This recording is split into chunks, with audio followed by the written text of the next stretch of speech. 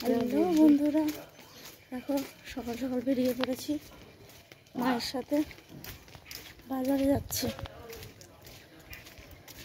তো কালকে তো বর এসেছিলো, ট্রেনের টাইম হয়ে গেছে বলে তাড়াতাড়ি করে চলে গেল, ছুটে ছুটে ট্রেন ধরবে বলে।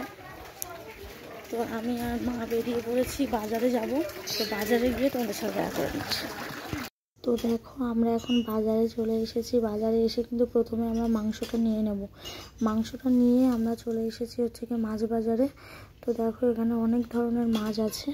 তো মা হচ্ছে কি সব মাছের দাম জিজ্ঞাসা করছে, কোনটা কেমন দাম। তো আমরা এই যে দেখো তরোয়াল মাছ আছে, অনেকে এই মাছটাকে বাঁশপাতা মাছ বলে। তো আমরা তরোয়াল বলি, বাঁশপাতাও বলি। তো ওই মাছ আমরা একটা নিয়ে নিয়েছে, আর ভোলা মাছও নিয়ে নেওয়া হয়েছে।